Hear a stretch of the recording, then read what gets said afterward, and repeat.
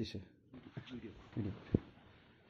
ایک داعی کے لیے ضروری ہے کہ سب سے پہلے وہ سیرت النبی پر مکمل عبور حاصل کرے ہو اور نبی صلی اللہ علیہ وسلم کے اسوہ حسنہ کو اپنی زندگی کا بنیادی مقصد قرار دے. تو آپ دیکھیں گے کہ سیرت میں ہر طرح کے حالات میں دعوت کے طریقے ملیں گے آپ کو. جی اگر شدت میں ہوں تو کیسے کریں دعوت دیں, جی جی رخا میں ہوں تو کیسے دعوت دیں, جی یعنی ہر طرح کے حالات جو نبی صلی اللہ علیہ وسلم کے ساتھ گزرے ہیں اس سے زیادہ کسی اور حالات نہیں گزر سکتے کسی بھی داعی کی جو نبی صلی اللہ علیہ وسلم کے ساتھ گزرے ہیں. جی تو اگر نبی صلی اللہ علیہ وسلم کی سیرت مبارکہ میں اس پہلو کو اخذ کیا جائے یا استخراج کیا جائے کہ داعی کو کیسا ہونا چاہیے جی جی تو سارے پہلو جو ہیں آپ کو سیرت میں مل جائیں گے. اور شاید اس پر آپ کا آگے کام بھی ہونے والا ہے. جی جی جی انشاءاللہ انشاءاللہ. اور اس کے بعد پھر دوسرے مسائل جو آتے ہیں کہ داعی کیسا ہونا چاہیے. تو ظاہر ہے داعی جو ہے مدعو کے حساب سے دعوت دے, مدعو اس کا کون ہے اور مدعو کے حالات سے اس کو پوری واقفیت ہونی چاہیے اور دعوت میں شدت نہیں اختیار کرنی چاہیے, اس میں نرمی کا زیادہ لحاظ جی رکھنا جی چاہیے. جی تحصیر جسے کہتے ہیں یسر ولا بشر ولا تنفر, جی یہ داعی کی بڑی اہم صفت ہے کہ بشر ولا تنفر, یہ اچھی باتیں بتائیں, تنفیر سے بچیں آپ لوگوں کی تنفیر. اور تنفیر میں کیا ہے, آج بڑی آسانی کے ساتھ داعی جو ہے جس کو چاہتا ہے تم مشرک ہو, تم فلاں ہو, تم منافق ہو, تم یہ سب چیزوں سے بچنا چاہیے داعی کو. کیونکہ مدعو جو ہے یہ سمجھیں گے جاہل ہے, ہمیشہ آپ سمجھائیں گے جس کو آپ دعوت دے رہے ہیں جن کو وہ کچھ نہیں جانتے ہیں, کچھ نہیں جانتے ہیں. تو ان کو فتویٰ نہ لگائیں, آپ دعوت کام کریں. جی فتوے لگانے سے زیادہ ہے کہ ہم ہے کہ آپ دعوت کا کام کریں, فتوے نہیں لگائیں ان پر, اس لیے بھی جاہل بیچارے ان کو کچھ معلومات ہی نہیں ہے. اور دوسرے یہ کہ جیسے بتایا میں نے کہ داعی کے لیے ضروری ہے کہ وہ مدعو کے حالات سے واقف ہو کہ جس کو دعوت دے رہا ہے وہ کون لوگ ہیں اور کن حالات سے گزر رہے ہیں, شرک و بدعت میں کتنے پھنسے ہوئے ہیں, اور شرک بدعت ساتھ جہالت بھی جی ایک بڑی اہم چیز ہے جو عام طور سے اس میں مبتلا ہیں لوگ. جی تو ان سب چیزوں کا علم جو ہے داعی کو ہونا چاہیے, ماشاء اللہ. داعی کو ہونا چاہیے. اور دوسری بات یہ ہے کہ دعوت کو زیادہ سے زیادہ کتاب و سنت سے مربوط کریں, اس سے خارج نہ ہوں. کوشش کریں کہ ہر خطبہ یا ہر دعوت آپ کی جو ہے وہ کتاب و سنت سے میل کھائے, یعنی اس سے ہٹے نہ ہوں.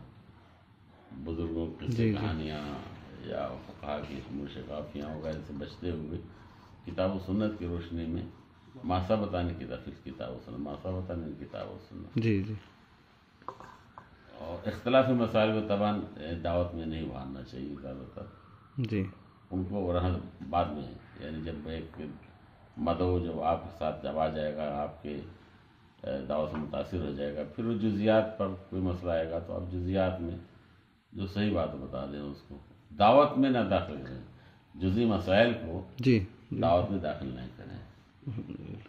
اور اس طرح سے یہ خطیب جو ہوتے ہیں خطبے جو دے رہے ہیں, اس پہ میں دیکھتا ہوں, میں بہت غور کرتا ہوں کہ خطبے جو ہیں, یعنی ایک شخص جس کی عمر 60-70 سال ہو گئی ہو, یقیناً 60 سال کا خطبہ سن رہا ہوگا, 50 سال کا خطبہ سن رہا ہوگا.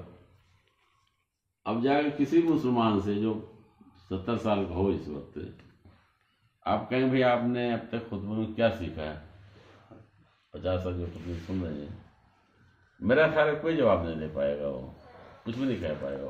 جی آپ تجربہ کیے جا کے, جو میں کہہ رہا ہوں آپ تجربہ کیجیے. آپ کتنے سال خطبہ دے رہے ہیں؟ میں 15 سال سے دے رہا ہوں. 15 سال سے. اپنے آپ مخاطبین جو ہیں خطبے کے, جی جی جی مجھے آپ پوچھیے کہ 15 سال سے میں خطبہ دے رہا ہوں, بھائی کیا سمجھا تم بتاؤ, کیا بات نہیں سنائی اب تک، یہ بتاؤ مجھے.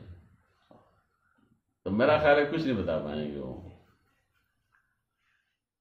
سبب کیا اس کا ہے کہ خطبے میں کوئی بات ترکیز سے نہیں بتائی جاتی ہے. اڑتی اڑتی باتیں جو ہیں کی جاتی ہیں، اڑتی ہوئی باتیں، اور بات سے اڑ جاتی، پھر وہ ترکیز نہیں ہوتی ہے.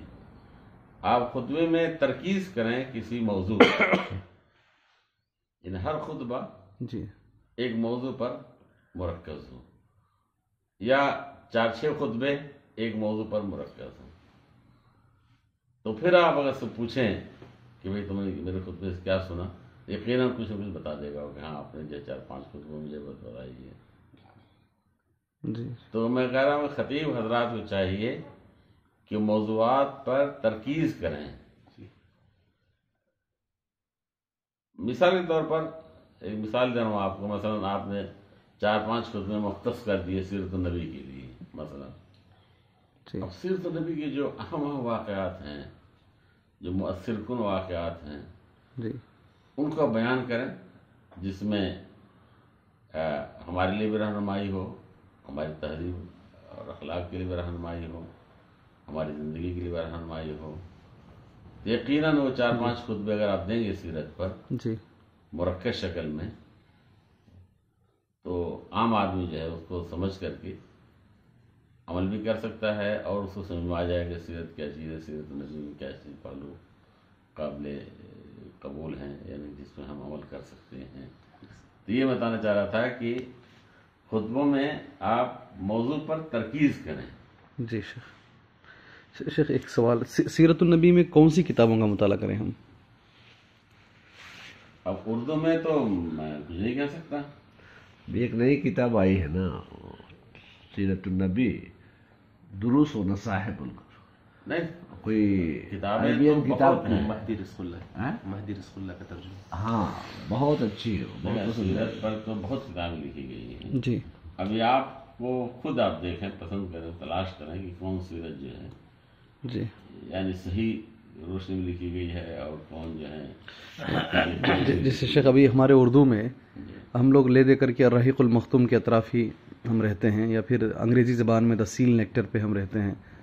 تو پورے عالمی پیمانے پر سیرت کی ضرورت ہے، سب لوگوں کو ضرورت ہے، ہم سب کو کچھ اچھی کتابیں اردو عربی میں ہی صحیح یا اردو میں بتا دیں، تاکہ ہم اسے خریدیں، یہاں ہم لے کے جائیں، اب اس کا مطالعہ کریں، پھر اسی کو بیان بھی کریں ہم انشاءاللہ. میرے علم میں تو مجھے پتا نہیں کہ آج کل جو سیرت صحیحہ کے نام سے 2-3 کتابیں بازار میں ملتی ہیں.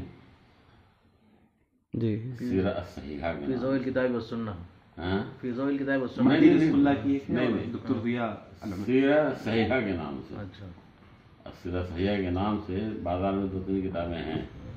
اگر لے لیتے ہیں آپ تو ہو سکتا ہے کچھ واقعات جو آئے ہیں ان کی تحقیق ہے، اور جو صحت کا اعتراف ہو گیا صحیح ہے. اچھا باقی بہت ساری سیرت کی کتابوں میں آپ کو ایسی چیزیں ملیں گی جس کا کوئی حقیقت سے تعلق نہیں ہے. مثال دیتا ہوں، ایک بہت مشہور واقعہ جو غار ثور کا ہے کہ اس پر اس مکڑی جالا بنایا تھا، کیا بنا تھا، بالکل موضوع قصہ ہے. ہر سیرت والا اس کو بیان کرتا ہے، لیکن یہ نہیں سوچتا کہ اس کے منفی اثرات کیا پڑیں گے. کہ منفی اثرات یہ ہے کہ پھر معجزہ کیا ظاہر ہوا اس میں. جی اگر اس مکڑی جالا بنا دیا اس مکڑی نے تو معجزہ کیا ظاہر ہوا؟ ظاہر مکڑی جالا بنا مطلب کچھ نہیں ہے اس کے اندر ہوگا. اور آگے بڑھ کر بولتے ہیں جالا بنا دیا، پھر کبوتری کا انڈا دے دے. جی، تو میں کہہ رہا ہوں کہ اگر اس کو مان لیں ہم تو معجزہ ظاہر ہی نہیں ہوا. معجزہ تو یہ ہے کہ کچھ بھی نہیں، نبی صلی اللہ علیہ وسلم غار میں بیٹھے ہوئے، لوگ گزر رہے ہیں وہاں سے کفار، اللہ تعالیٰ نے ان کی آنکھوں میں کیا کہتے ہیں ان کی بصیرت جس پردہ ڈال. غشاوت. ڈال دیا، اور وہ نہیں دیکھ سکے.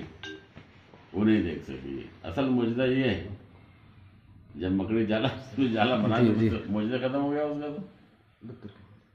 تو اور پھر مکڑی جالا کیسے بنائی؟ جب صبح شام جو ہے وہ بکریاں لے کر آتے تھے، دودھ وغیرہ لے کر آتے تھے، اسما وغیرہ جو دودھ لاتی تھی، کھانے پینے چیز لاتی تھی، تو مکڑی جالا کے ہر وقت بندہ رہتا تھا اس میں.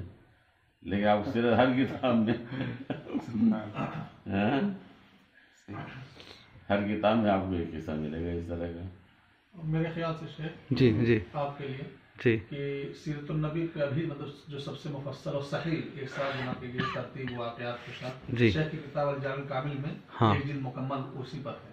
अच्छा। अगर आप उसको पढ़ लेते हैं शुरू से तो बहुत सी चीज़ों में इश्कालात भी शेख ने दूर किया है, फवाइद बयान किए हैं और तरतीब भी मतलब जो है तारीखी उसको भी सामने रखा है शेख ने।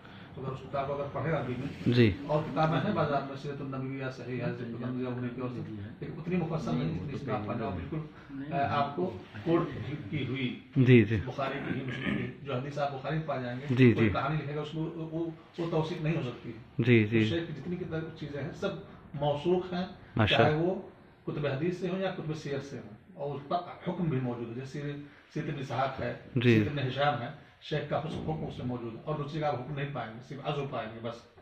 तो ये बहुत बड़ी चीज़ है और पहले हम लोगों ने सोचा था कि इधर की दो जिल्दें हैं सीरतुन नबी की 2 जिल्दें मोड़ी नहीं कर पाएंगे आप ये देखिए पहले दूसरी जिल्द है जी सीरतुन नबी तकमील तो किताब सीरतुन नबी देखिए इतनी मोटी मैं आ सकता हूँ उधर आ जाइए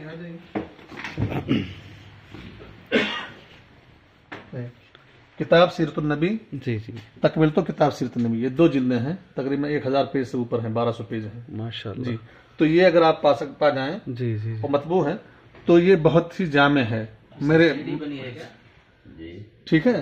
तो इसमें आप मुकम्मल तमाम चीजें अज़वाज जी। औलाद तमाम चीजें आप पा जाएंगे शामिला की जी सीढ़ियाँ हैं। हाँ शमाइल हर चीज यानी मुकम्मल शामिल है तमाम नबी वसल्लम की तमाम जिंदगी तमाम गोशे वो शामिल है ठीक है इंशाल्लाह ठीक है। शुक्रन बारकल्लाह फीक माजरत से वही किताब है, कोई नफल किताब है।